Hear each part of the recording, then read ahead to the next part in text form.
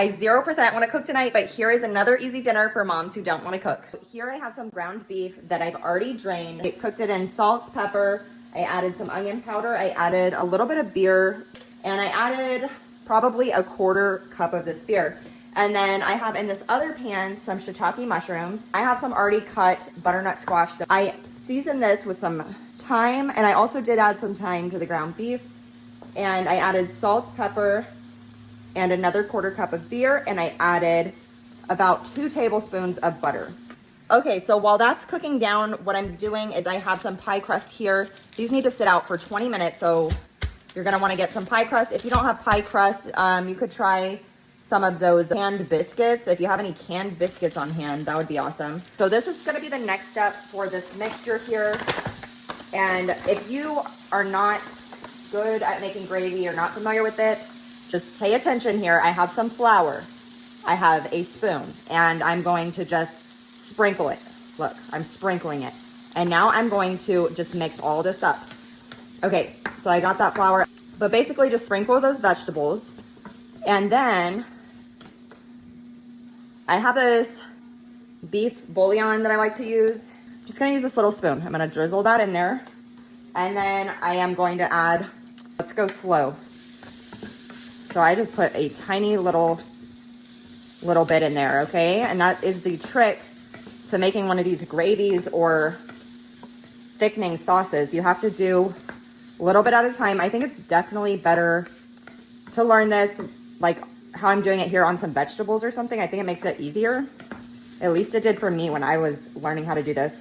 And I'm pretty much a self-taught cook, so I've learned my stuff from myself or from YouTube, and or looking up like recipes and then looking up what certain things mean or how to do them. Okay, so I'm adding in that 2nd cup of water, or not 2nd cup, 2nd half cup, okay? So this is getting thick. There we go. So I'm probably gonna like taste test a mushroom, make sure this tastes right, make sure I don't need any more seasonings before I move on. That tastes pretty good. I think it's seasoned pretty well. So what I'm gonna do now, I am gonna add the ground beef back in. I just like to remove it so I can get all that grease out. And sometimes I just use a strainer, but I did not have one available this time. So I just used this thing and separated it. Okay, so I'm gonna mix everything up. And if I feel like I need a little more gravy, I will just make a little bit more. So yeah, I feel like it needs a little more liquid. I'm gonna just go ahead and pour some more beer on here. All right, guys, I just did the 2nd taste test. It tastes awesome to me. So I'm gonna go ahead and move everything back into this pan here. And today has just been one of those days. We've been super busy today doing fun things. Like we actually did go do some fun stuff.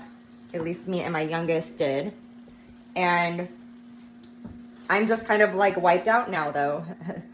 You know, if you chase a toddler, you know what it's like. But I love when I can make recipes that actually taste good. So, okay, I got my pie crust. I'm gonna just lay this on there. This doesn't have to be pretty.